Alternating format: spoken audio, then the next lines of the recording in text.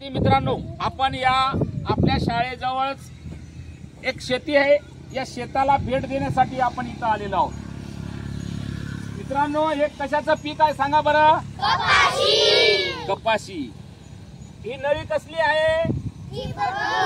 ठिबक सिंचन आहे। म्हणजे सर्व शेतकऱ्याची मुलं असल्या कारणामुळे तुम्हाला सर्व माहित आहे। तर मग ही कपाशी जवळजवळ किती दिवसाची झाली असेल? 2 महिन्याची। हा, जवळजवळ 1.5 ते 2 महिन्याची झालेली असेल। मग हे लावण्याच्या अगोदर शेतकऱ्याने काय केलं असेल? अगोदर रोटावेटर मारला असेल, म्हणजे जमीन भुसभुशीत केली असेल, आणि त्याच्यानंतर काय लावलं असेल? सरकी लावली असेल, कपाशी लावली, सरकी लावली असेल, आणि त्याच्यानंतर त्याला काय मिळालं का? मग त्याला अंकुर फुटेल।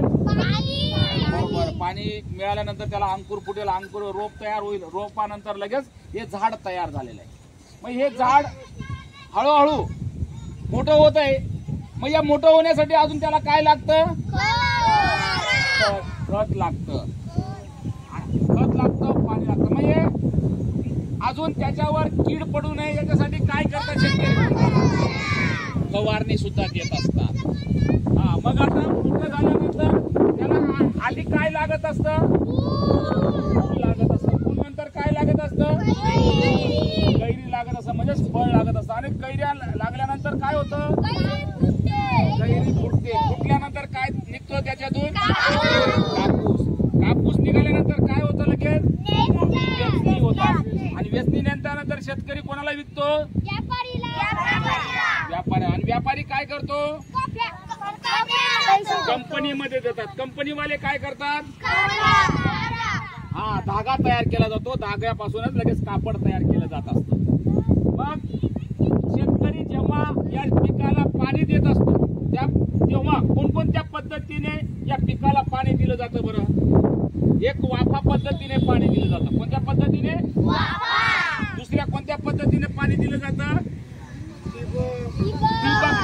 ठिबक सिंचनाद्वारे, आणि दुसरं तुषार सिंचनाद्वारे। म्हणजे अशा पद्धतीने जर पाणी दिलं की पीक जोमाने वाढत असतं।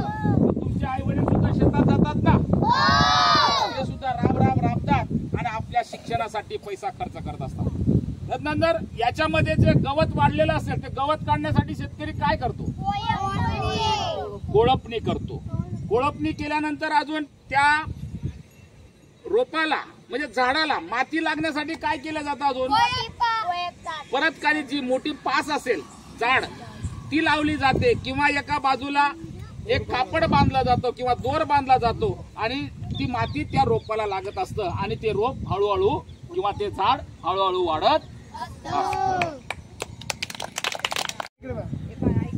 विद्यार्थी मित्रांनो, जो आपण कापूस वेचतो, कापूस वेचल्यावर आपण तो कंपनीला म्हणजे विकतो, आणि ते कंपनीवाले त्या कापसापासून कापूस वेगळा आणि सरकी वेगळी करतात, बरोबर आहे की नाही? सरकीपासून काय बनवतात?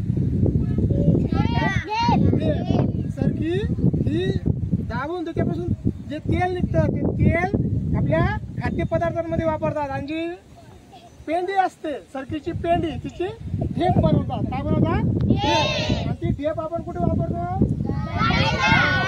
गाई म्हशींना, जे आपले दुधाळ जनावर असतात, जे जनावर दूध देतात, गाई म्हशी बकऱ्या, यांना आपण ते खाऊ घालतो खुराक म्हणून, त्याच्याने त्यांचं दुधाची क्षमता सुद्धा वाढते।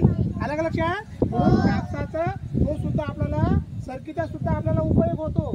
त्यानंतर हे शेतामध्ये जे काड्या असतात, कापूस पूर्ण वेचणी झाल्यावर ते कोरड्या काड्या, याचा सुद्धा आपण काय उपयोग करतो?